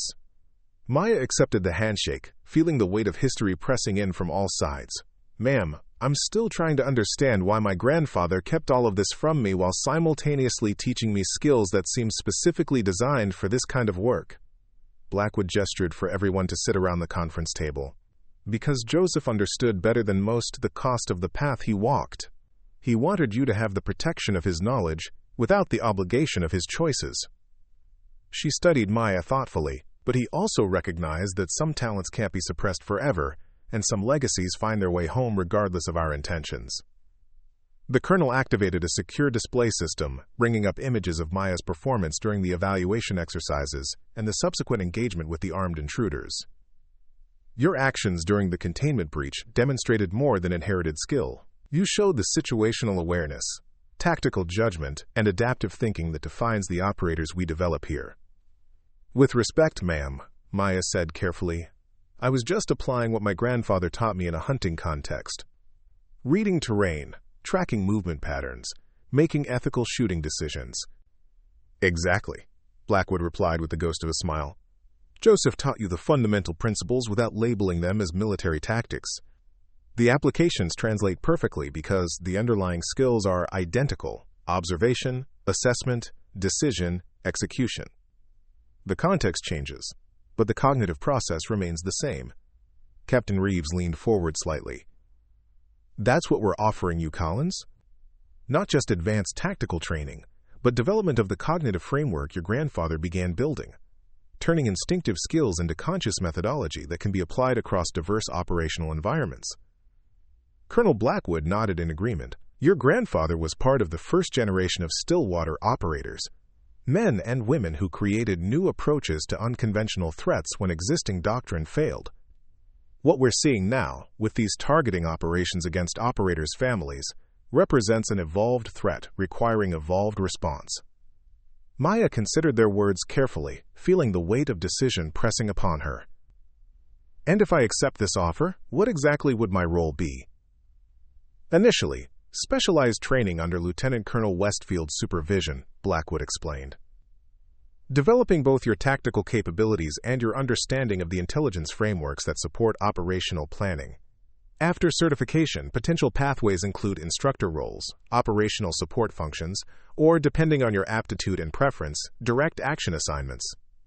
Not cleaning firing ranges in any case, Westfield added with a slight smile. Maya's mind worked through the implications, weighing possibilities against responsibilities, personal desires against practical realities. The people targeting me, targeting families of operators like my grandfather, they won't stop regardless of what I choose, will they? No, Blackwood confirmed frankly. They operate on generational timelines with ideological motivations that transcend immediate objectives. The threats your grandfather confronted have evolved but not disappeared. If anything, they've become more sophisticated and patient. Maya stood and walked to the wall of photographs, studying the faces of operators across decades, men and women who had made choices similar to the one now before her. Among them, her grandfather's image seemed to watch her with the same steady gaze that had guided her through wilderness training since childhood. My grandfather always said that skill without purpose is just mechanics, she said finally. That the difference between capability and meaning is the why behind the what. She turned back to face the three officers. If I accept this offer, I need to understand the why, not just the tactical objectives, but the fundamental purpose this organization serves. Colonel Blackwood exchanged glances with Reeves and Westfield before responding. Stillwater exists because conventional military and intelligence structures, for all their strengths, have institutional blind spots. Threats emerge in the spaces between established domains, exploiting boundaries and jurisdictional limits. She gestured to the photographs. Your grandfather and his contemporaries recognized that addressing these threats required operators who could move between worlds, who understood both military discipline and unconventional thinking. People who could operate effectively in the gray zones where clear authorities become murky. Our purpose, Captain Reeves continued, is to identify and neutralize threats that conventional structures can't effectively address, not through lack of capability, but through institutional constraints that limit response options. Maya nodded slowly, processing this explanation against what she knew of her grandfather's values.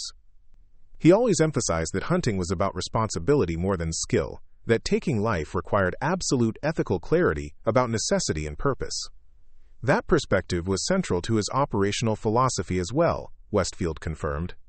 Joseph Collins was known for surgical precision in both tactical execution and ethical judgment.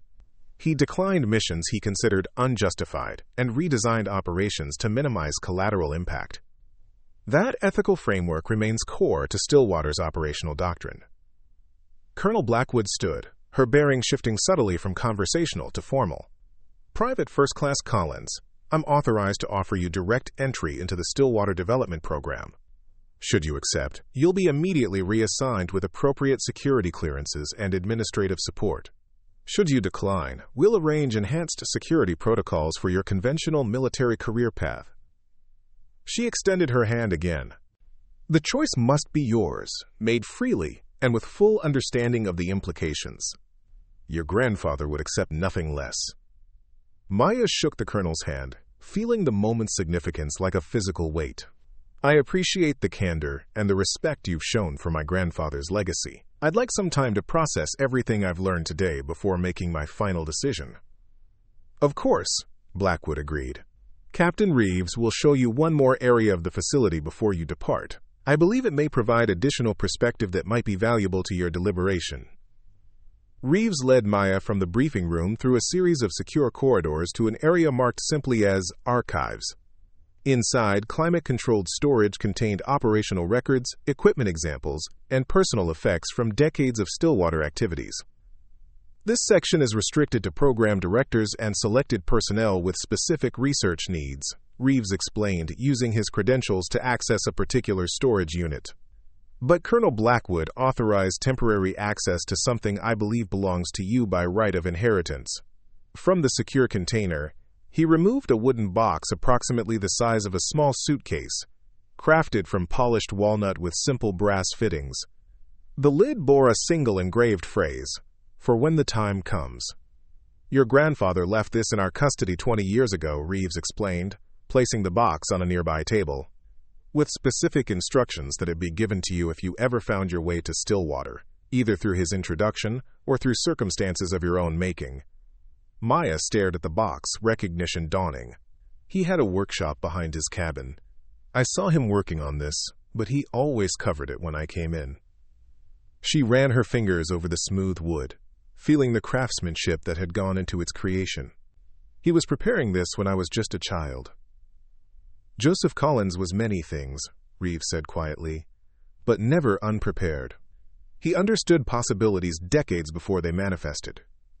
With reverent care, Maya opened the lid to reveal contents organized with her grandfather's characteristic precision: a leather-bound journal, a custom compass bearing unusual markings, several small containers of what appeared to be specialized tools, and a letter sealed with wax and bearing her name in her grandfather's distinctive handwriting. "I'll give you privacy," Reeves said, moving toward the door. "Take whatever time you need." Alone with her grandfather's legacy, Maya carefully broke the wax seal and unfolded the letter. The paper held the faint scent of pine and wood smoke that she would forever associate with the Montana cabin, where she'd learned the skills now shaping her future. "My dearest Maya," the letter began in her grandfather's steady hand.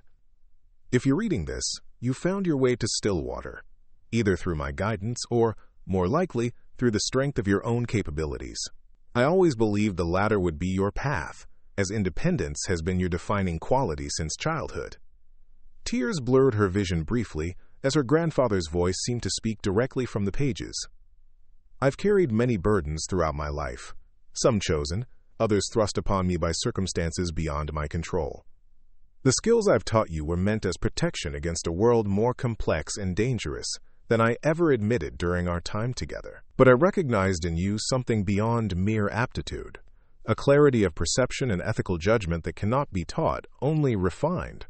Maya continued reading, absorbing her grandfather's explanation of his classified career, the threats he had confronted, and the organization he had helped establish. He described operations in Southeast Asia, counterterrorism activities on multiple continents, and the gradual evolution of Stillwater from tactical response unit to the integrated intelligence and operations capability it had become.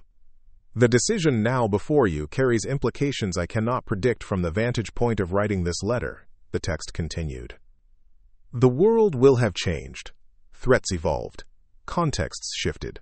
But certain constants remain true across time. The value of service with integrity, the responsibility that comes with specialized capability, and the necessity of facing truths others cannot or will not confront." The letter's final paragraph struck Maya with particular force. "I never told you the full story of my military service because I wanted you to find your own purpose, to develop skills without predetermined application. The training we shared in the Montana wilderness was always about more than hunting or survival. It was about developing the awareness, judgment, and precision that define how we move through the world and what impact we create within it. Whatever you decide about Stillwater and the path it represents, know that my greatest pride was watching you develop not just technical proficiency, but the wisdom to know when and how to apply it. That discernment matters more than any tactical skill or operational capability. The contents of this box represent tools and knowledge I've preserved for your potential journey. They are offered without expectation or obligation. Resources for your consideration, not mandates for your compliance. Trust yourself, little bear. The path ahead may seem uncertain, but you've been preparing for it longer than you realize. My legacy is not what I did in service, but what I see living in you. Curiosity tempered by caution, capability guided by conscience, and courage rooted in clarity of purpose. With eternal love and boundless faith in your judgment, your grandfather, Joseph."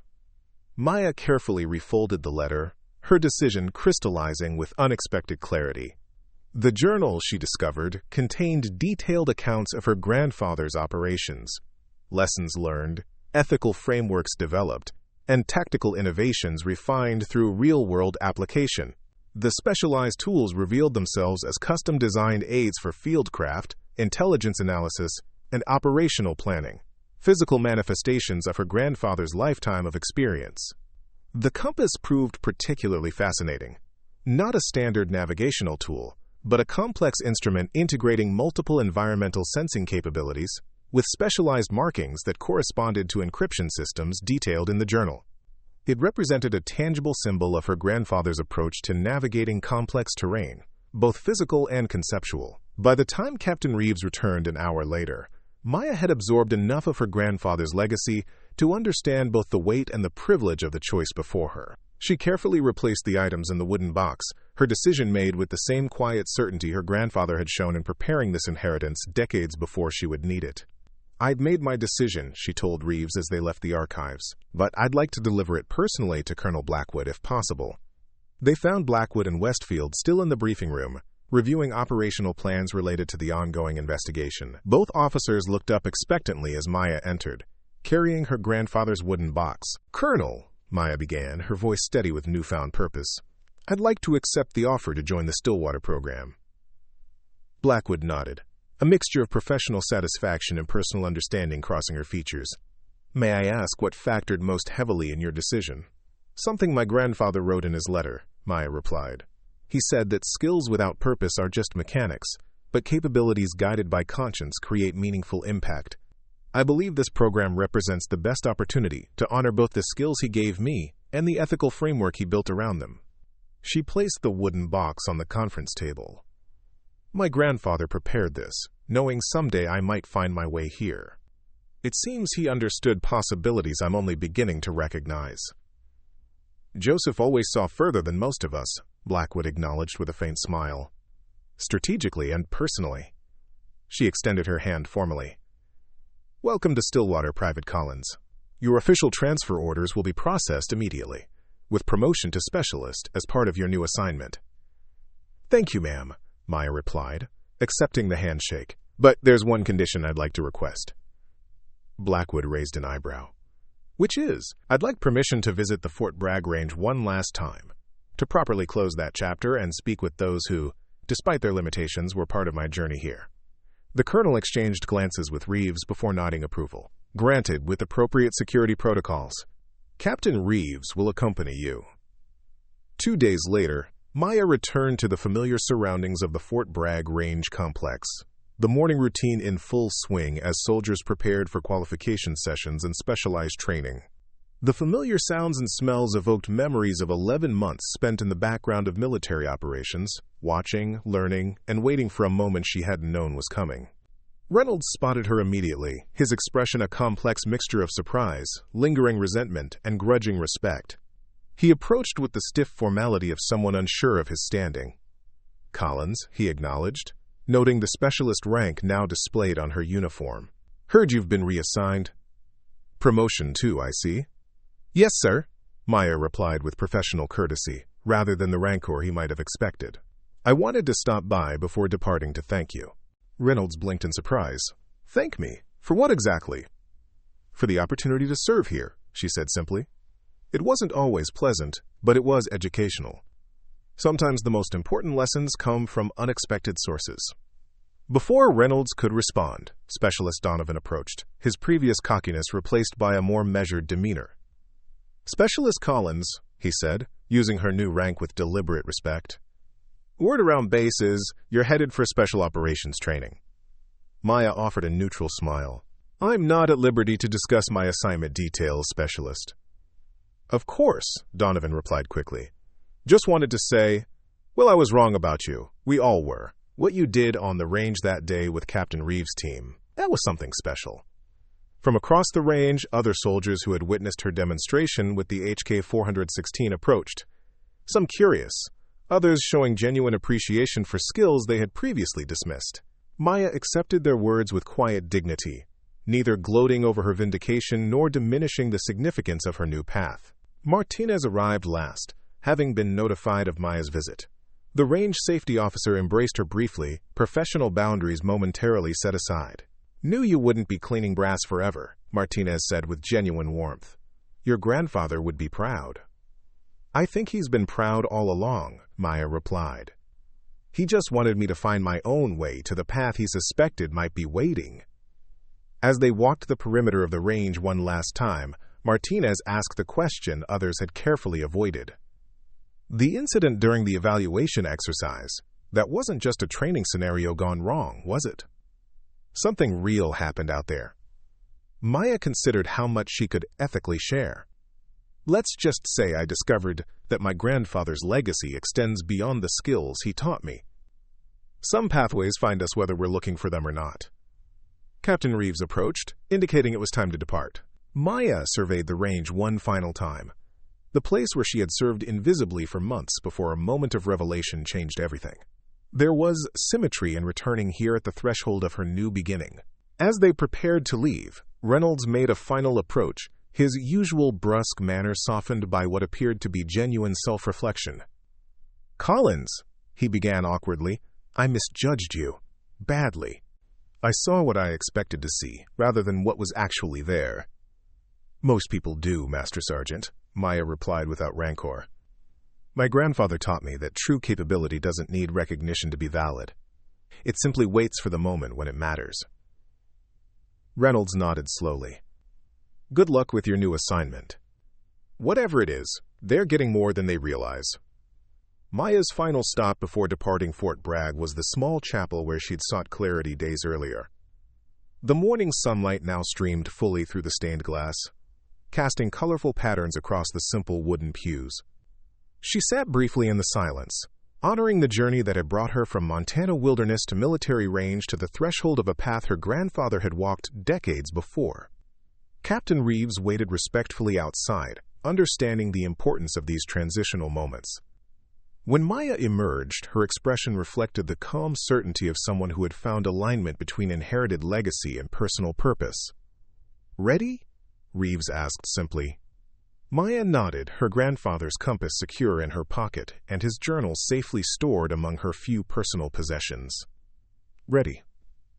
As they drove toward the restricted area housing the Stillwater facility, Maya watched the familiar landscapes of Fort Bragg recede through the window. Ahead lay intensive training, specialized development, and operational responsibilities she was only beginning to comprehend. Yet despite the unknowns, she felt a profound sense of rightness, as if disparate pieces of her life were finally revealing their connected purpose. "Your grandfather once told me something I've never forgotten," Reeves said as they approached the security checkpoint leading to Stillwater.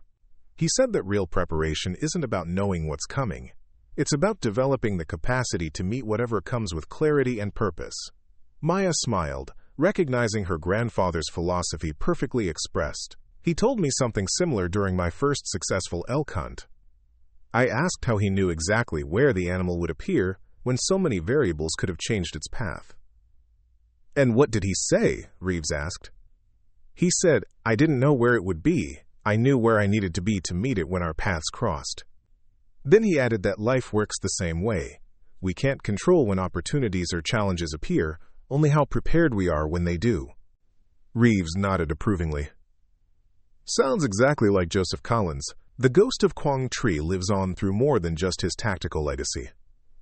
As they passed through the final security layer into Stillwater, Maya felt the weight of her grandfather's wooden box in her bag, a tangible connection between her past and future.